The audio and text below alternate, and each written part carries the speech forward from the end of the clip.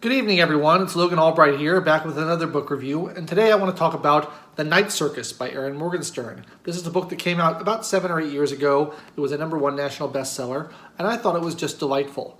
It's a lovely little fantasy romance. It takes place largely within a very imaginatively conceived circus that operates during the night. It's all black and white. It's got this nice art on the inside here you can see. Look at those good drawings. It's about basically two dueling wizards, two dueling magicians who are trying to get the better of one another. And they use the circus as their venue, and there's very many elaborately described exhibits that are used as part of the competition. I think it's a great book with great imagery. It's very imaginatively described. It's one of those books that really puts pictures into your head as you read it. I think they're talking about making a movie out of it, and I kind of hope they don't, because this is one of those books that really has those strong mental images associated with it. And everyone's going to have it differently in their head.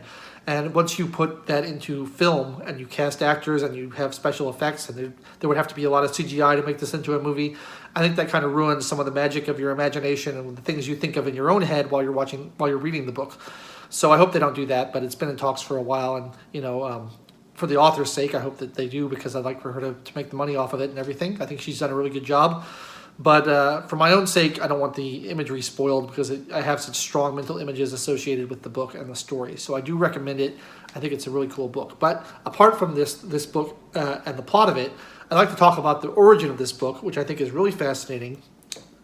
This book was, the first draft of it anyway, was written as part of something called National Novel Writing Month, which is a nonprofit organization that puts on every year. You can visit their website at NaNoWriMo.org, National Novel Writing Month, NaNoWriMo.org, and check it out. I have been a participant in National Novel Writing Month for 10 years, every year for the last 10 years.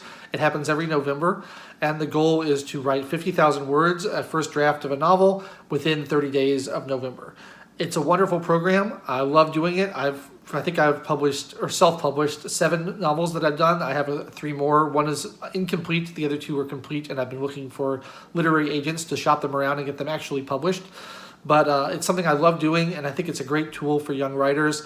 One of the most difficult things as a writer is the tyranny of the empty page, the inability to get started. People will write the first chapter and rewrite it and re-edit it and rewrite it and re-edit it and never actually get past that because they're so obsessed with making it perfect. The idea behind National Novel Writing Month is to put words on paper. Put lots of words on paper, get as much done as you can, and actually finish something. And then you can go back and fix it and make it better. But the act of just putting words on paper is so important to being a writer.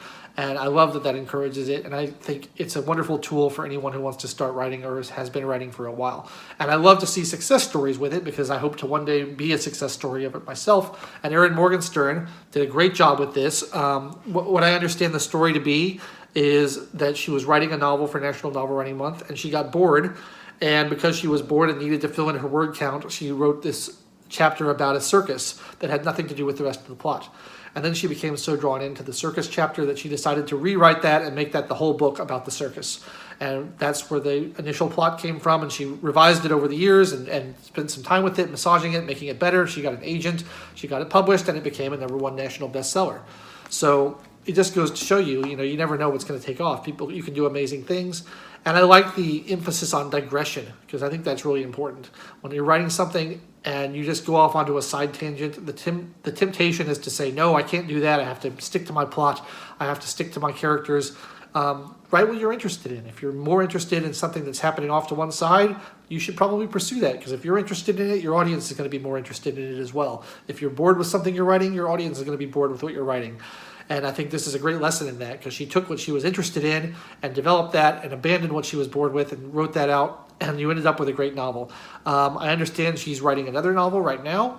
It's going to be out later this year. I forget the name of it off the top of my head, but it's another Erin Morgenstern book, her first after about 7 years.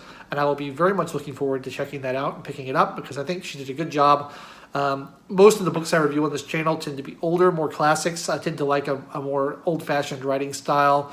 a little bit more ornate and elaborate style. This is very straightforward, as a lot of modern writing is, and that's what's popular these days, and that's what sells. But I do think it's well written. I think it's very well described, and I think the plot is unique and very engaging.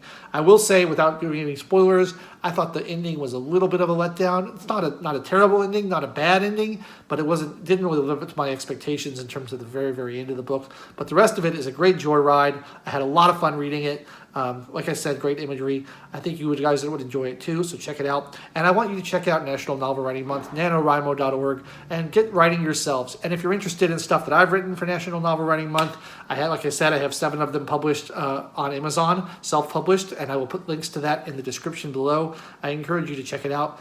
And I'll be back again next week with another book review. Thanks for watching, everyone. I've been Logan Albright, and I'll catch you next time.